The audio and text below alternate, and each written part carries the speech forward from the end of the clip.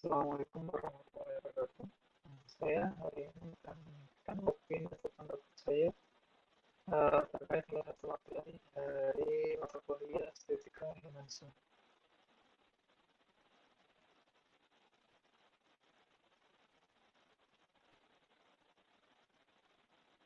Jadi materi yang akan saya sampaikan adalah materi terkait opini dari mindfulness and focus. Perkenalkan, nama saya Hasnur Darmawan dengan NIM 2501201022067 dengan mata kuliah Estetika Humanisme dengan dosen Bapak Aditya Muhammad Maheswara, Sarjana Hukum MSI.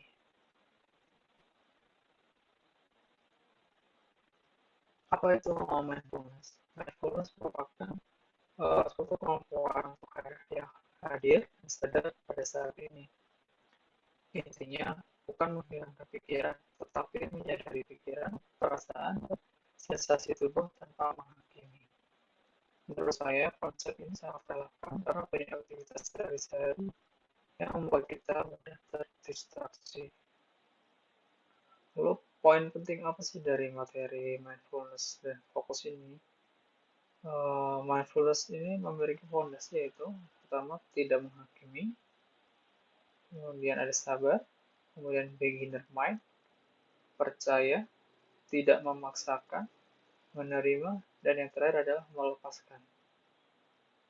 Fokusnya untuk masa kini bukan berarti mengabaikan tujuan masa depan. Jadi tidak hanya memikirkan masa yang sekarang ini, tetapi untuk masa yang akan mendatang itu mempunyai sebuah tujuan.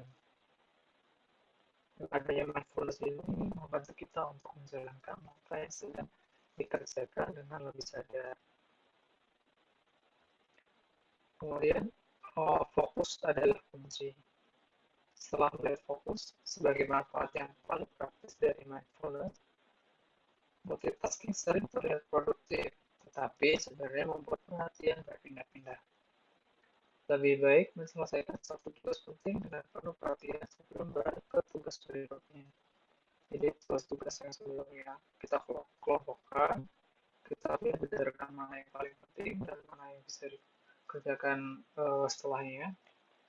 Itu kita harus bagi-bagi dulu. Tantangannya apa sih untuk membangun mindfulness ini? Itu ada dua hambatan utama, yaitu menunda-nunda dan distraksi dengan tidak.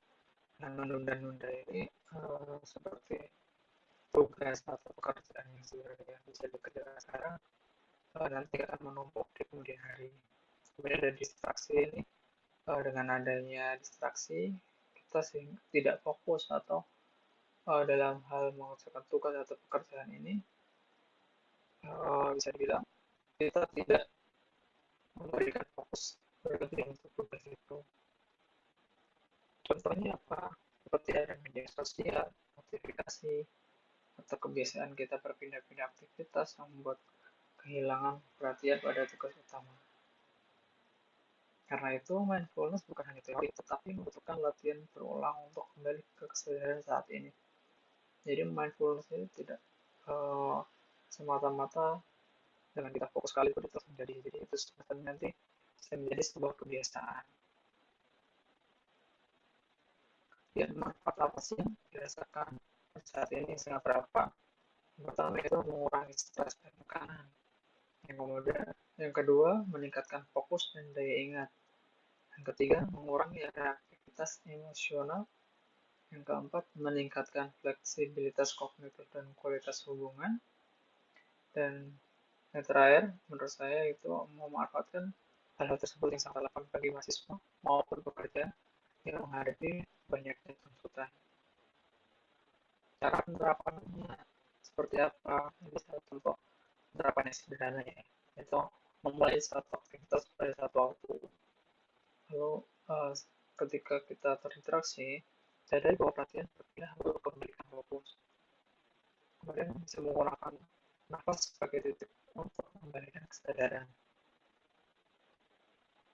Lalu membuat batasan untuk aktivitas yang tidak penting, misalnya scrolling media sosial. Dan yang terakhir, serta lakukan adalah memprioritaskan pekerjaan yang paling penting terlebih dahulu. Kelebihan dan catatan kritis. Kelebihannya adalah prosesnya sederhana, dapat diterapkan sehari-hari dan mendorong kesadaran diri. Catatan menurut saya pribadi yaitu mindfulness karena berharap solusi instan untuk semua masalah. Hasilnya nanti kita membutuhkan latihan dan konsistensi untuk mencapai mindfulness itu. Mindfulness juga sebaiknya tidak dijadikan alasan untuk mengabaikan perencanaan dan target masa depan. Kemudian yang terakhir itu kesimpulan dari semua PhD saya itu, menurut saya inti materi dari mindfulness and focus ini itu belajar hadir sepenuhnya dan aktivitas yang sedang dilakukan. Mindfulness membantu kita mengurangi reaksi otomatis dan mengarahkan kembali perhatian kepada hal yang penting. Untuk bagi mahasiswa, penerapannya dapat dimulai dari belajar mengerjakan tugas, berdiskusi, dan mengolah penggunaan media sosial. Jadi, bukan mindful benak yang penuh, tetapi mindful, sadar, dan berperhatian. Cukup untuk opini saya ini. Sekian dari saya. Semoga dari opini saya ini bisa membuat teman-teman atau semuanya menjadi salah satu cara untuk mencapai sebuah mindfulness. Terima kasih. Wassalamualaikum warahmatullahi wabarakatuh.